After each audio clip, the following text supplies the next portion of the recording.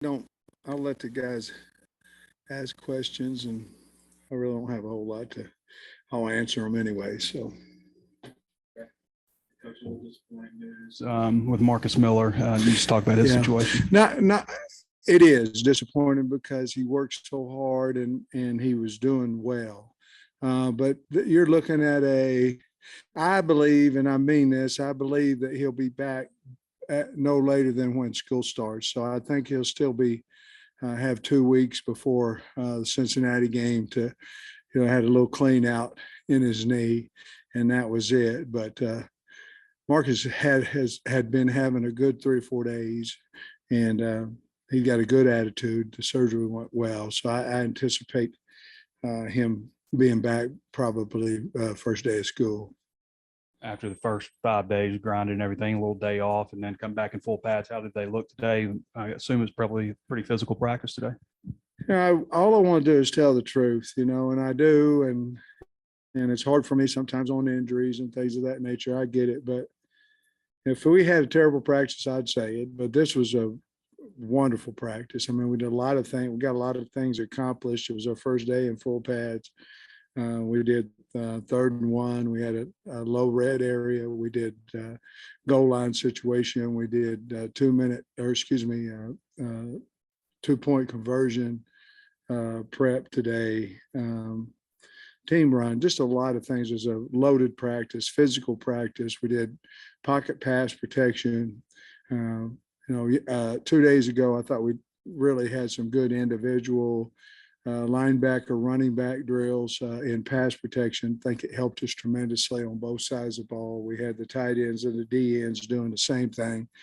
Of course, the O-line and D-line were working one-on-ones at that point, but I think it really helped us. We were concerned a little bit about what you always are, field goal protection early in the year, and we had a individual period today in pods of tight ends and wings, interior and tight end wing on the other side. All those things, I thought our coaching staff did a wonderful job today of preparing that. But the kids, took advantage of their day off, and they really had a good spirited understanding how to practice against each other. For the most part, doing a really good job of staying out. When you first come here, they were coming off 2-10 and were 3-7. And I've noticed, doing this for quite a while, but other people have commented, it seems like there's a confidence among the players and the team this year that seems like it's real confidence. I mean, have you noticed that? I mean, it feels like it's real. Yeah, I think so. I think probably means there's more people that believe in the team. There's probably a few more, hopefully there's a few more fans and there's a few more players and all that. But yeah, I think there's a quiet confidence. That's kind of what you want when you're what you might call an underdog, or, there's a confidence of we need to show people, and that's kind of what we're about. But yeah, I feel that about our squad as well. Of course, I guess 9-4 doesn't hurt that, does it? Yeah. No, well, I think if you beat some teams that, maybe we've struggled in the past of doing that, or beat some teams that they beat 10, 11 years ago, whatever that may be, then I think that always helps with your confidence. Were you able to tackle to the ground there, or does that come later? No, I don't know what I'm going to do there yet, Tom. I really haven't decided what we're going to do exactly in the scrimmage yet. We are doing some tackling, but not against each other. Obviously, an individual. We're starting to take our teach period and turn that into half of that teach into tackling. We've got a good football team, I believe. We've got a pretty good ball club. We don't quite have the depth that some of the other programs maybe in our conference do. So I'm trying to figure out, we'll talk about it as a staff tonight and then tomorrow, trying to figure out exactly what I'm going to do on Saturday. But we've never tackled in practice except for the young guys, unless it was scrimmage. Okay. In the team stuff that you saw, any particular people stand out, running back that got every one of his third and shorts, or just Well, no, we went through a series in there of blitz and team force.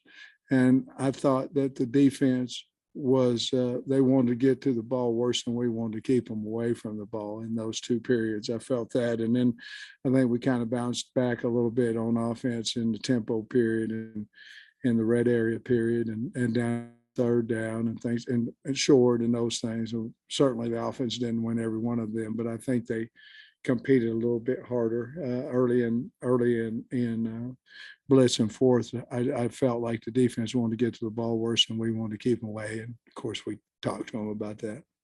on the defensive tackle spot with Marcus, and you got Carter and then Cam Ball's what he's got going on. And then I think Lewis, maybe.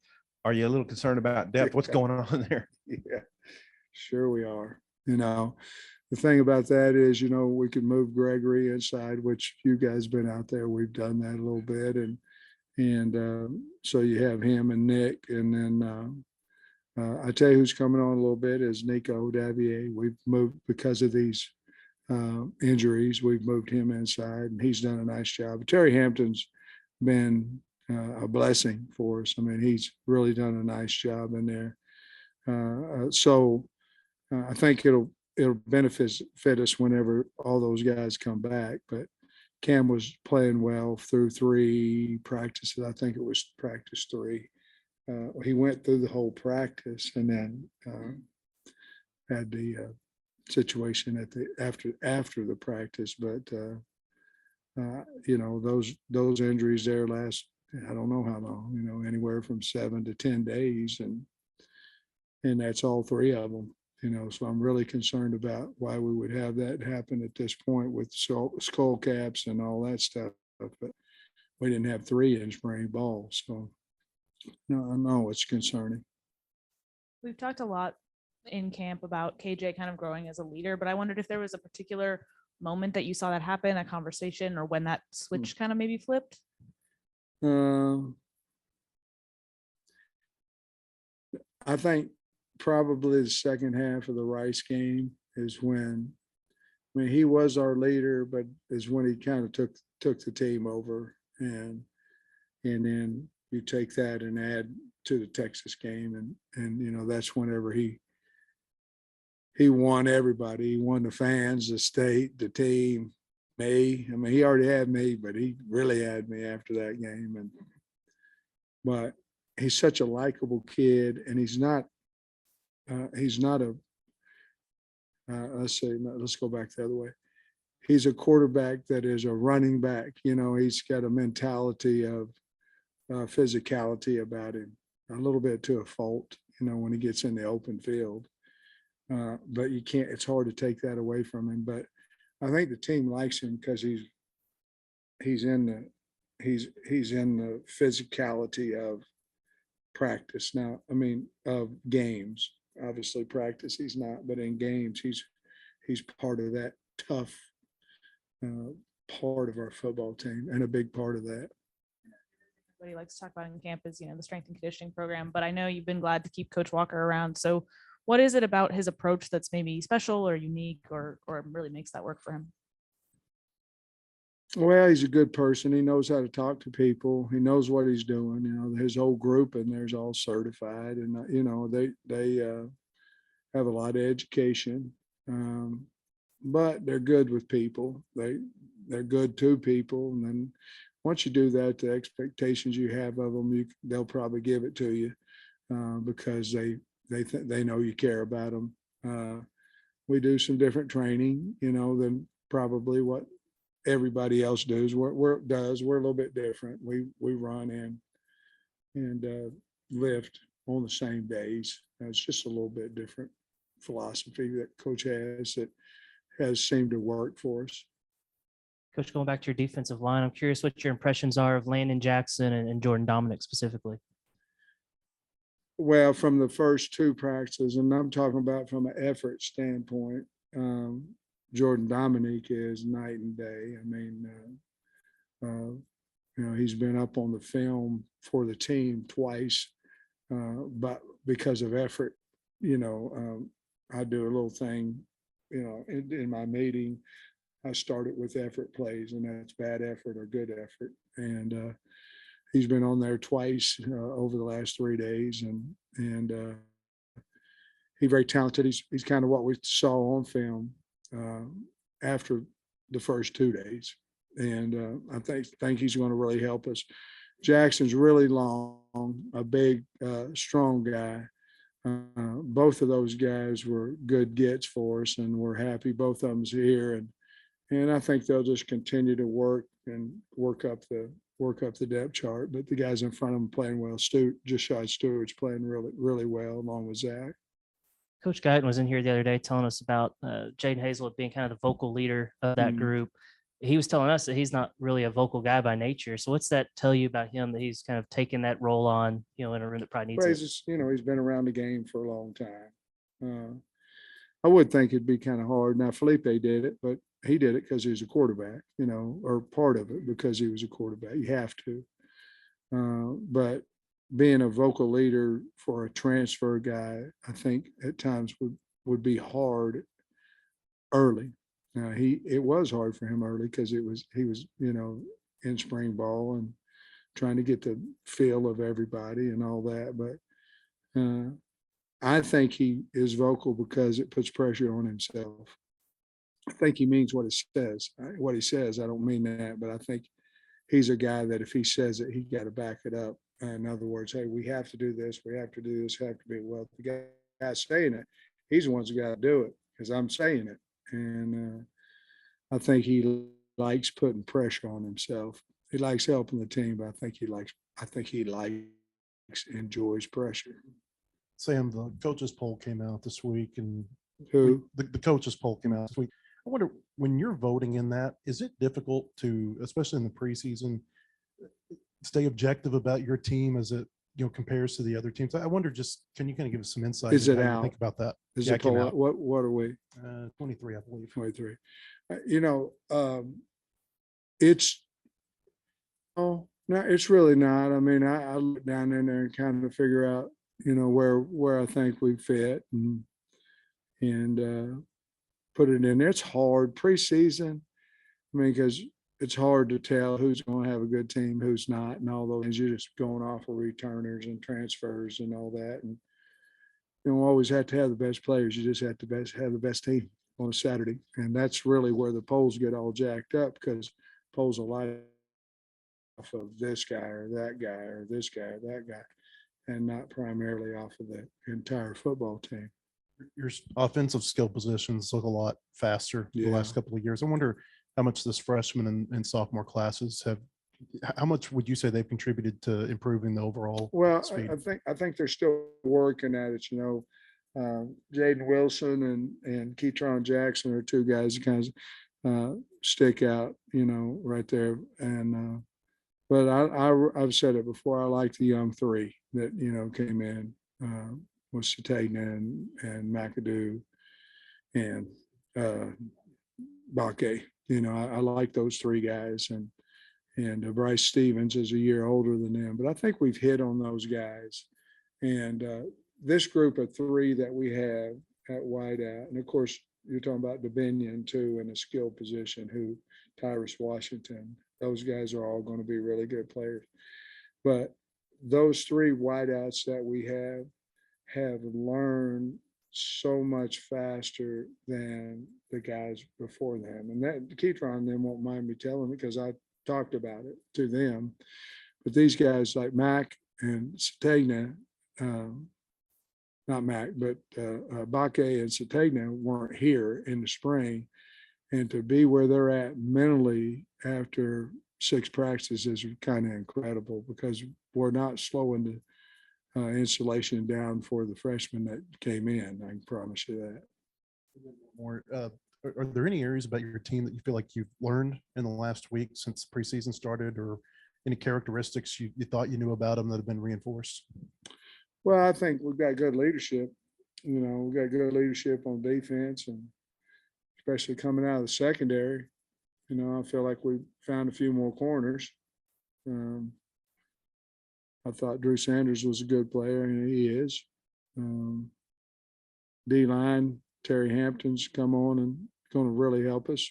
You know, that's a guy that we didn't know anything about coming in. On offense, most of the guys were here. I think Isaiah Satagna is going to be a good player. I don't know when, but it could be Cincinnati. It could be next year. I don't know, but he's done a really good job. Caught a nice ball today for a touchdown. Bates is a really good kicker. I mean, a really good kicker. So is Cam Little, you know, but they're both really good kickers. And Max is kind of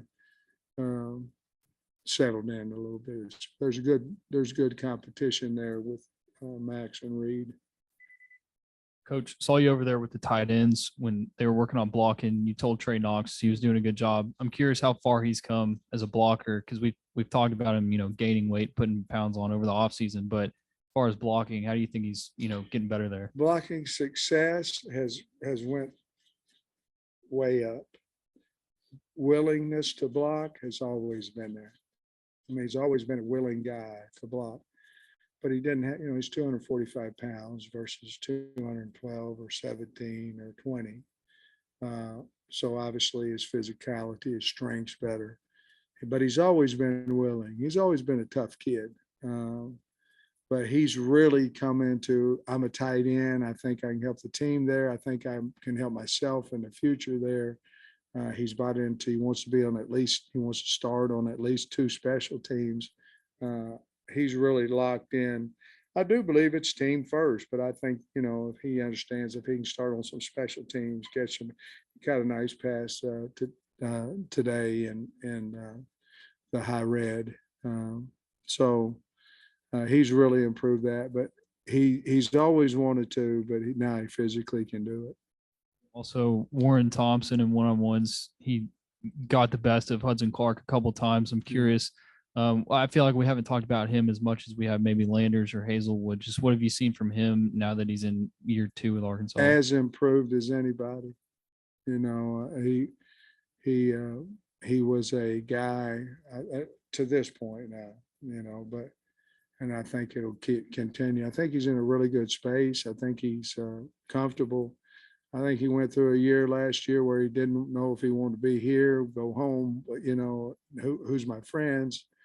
He had a lot of things going on, I think, last year. You have to talk to him, but I think he's in a good space.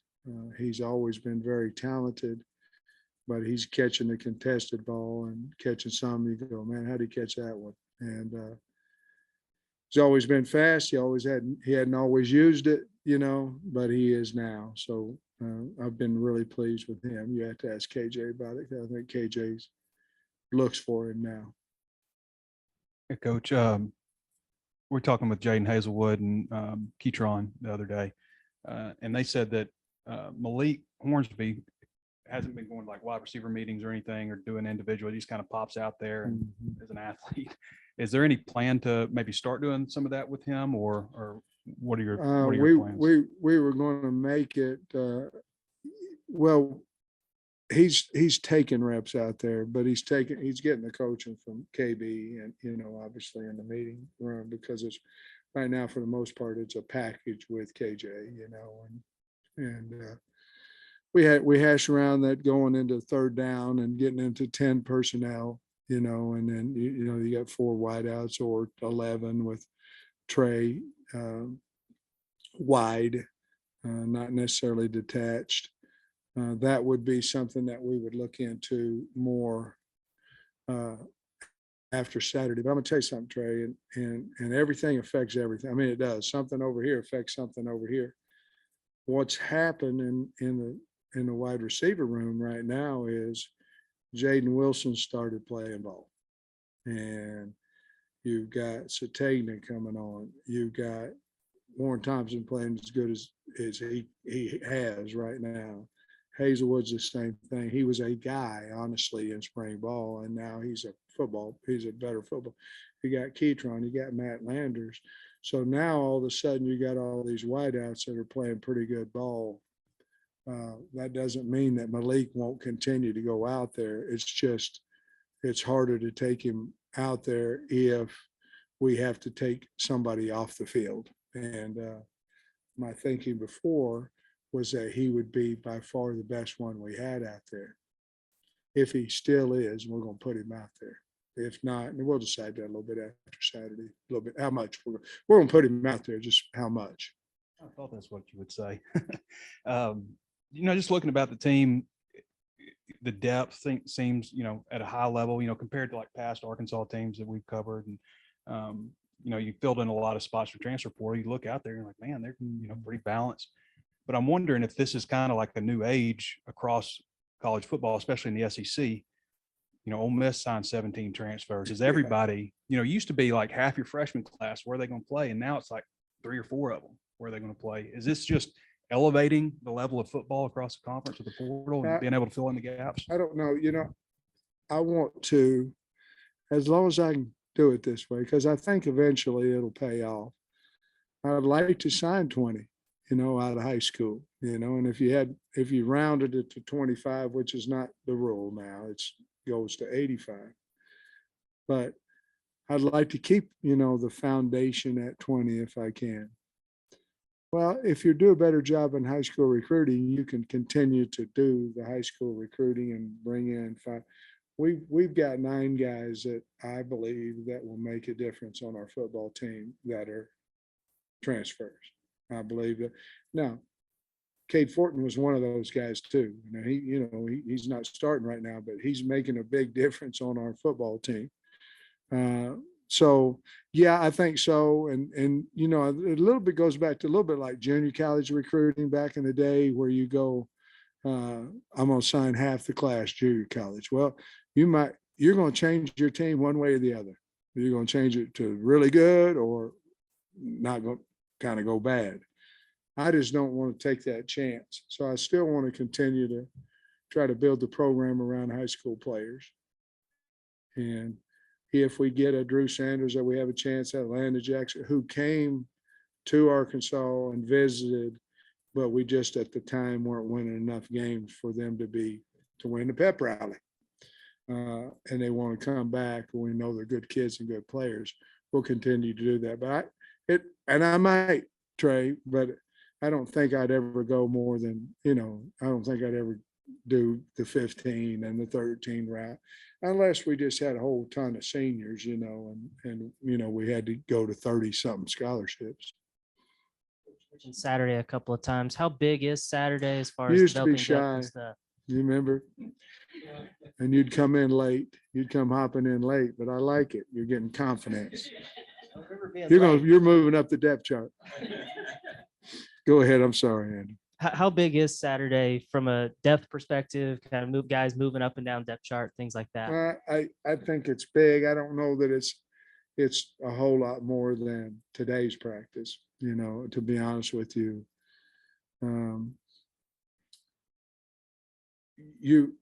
There's a reason that you don't change the depth chart much unless injuries make you until after a scrimmage type situation, because you're trying to see if you have a gamer in there, a guy that's much better in a game than he is in practice, which it goes the other way too, much worse in a game than he is. That's why I had open scrimmages that 2 years ago or whatever it was, spring, because I wanted to put KJ and Malik under with people in the stands and see how they perform. But I don't know if it'll make a whole lot of difference. I'll bet there'll be a change or two, come out of it, but I don't know if it'll be that big of a deal as far as depth goes. Are there any maybe veterans or anybody that'd be kind of on limited snap counts, or how do you approach it? Depends. I mean, if we tackle, yes. If we don't, then no. It just depends. Just kind of an off the wall question. How much better head coach are you because you spent those years with Kirby Smart than if you had not gone to Georgia? Well, that's such a good question. I can go down a list.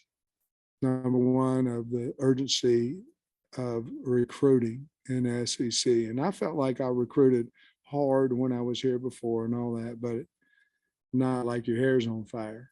And so that's one. The templates of practice are from Georgia, which were from, I'm assuming, Alabama.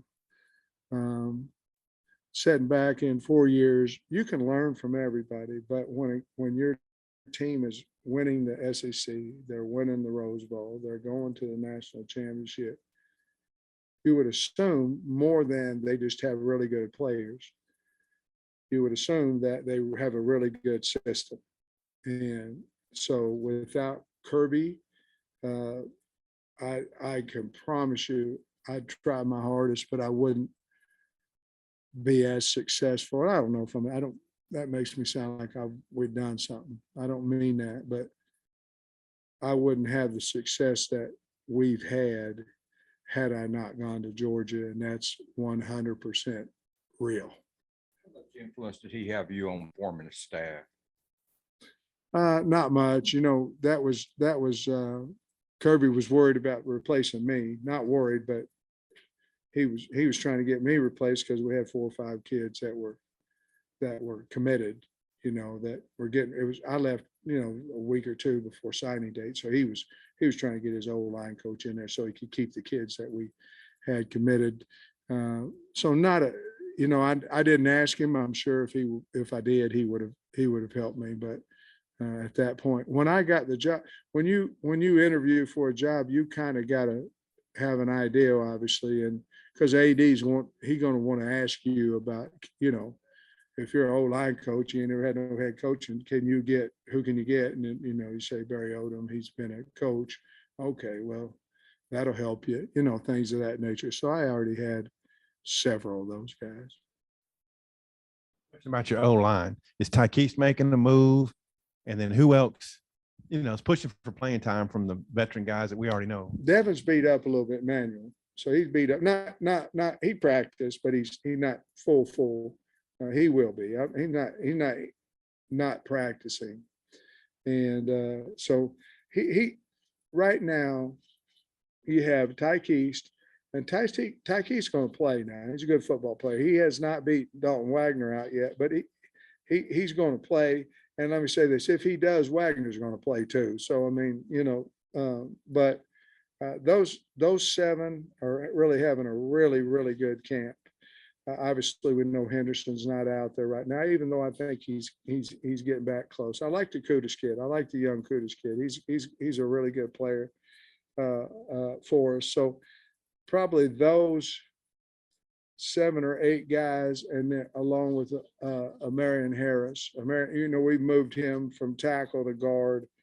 Told Cody we probably ought to slow down on that, but with injuries, he can play both sides, so you're kind of piecing him. We're keeping him right now on the right side, but we're kind of piecing him at guard, kind of at tackle, which is not. Eventually, will help him. It's not helping him right now. It'll help him learn the game, But those are kind of the guys that. Chamberlain is he's playing with the 2s now when Dev Manuel's been beat up just a little bit. So Andrew's playing a lot with the 2s right now. He's going to be a good player too. But once we get healthy, I think we're going to have at least 3 tackles, 3 guards, and a whole bunch of centers. Bo, Ricky, Luke, Henderson, a whole bunch of them. Kudus can play it as well.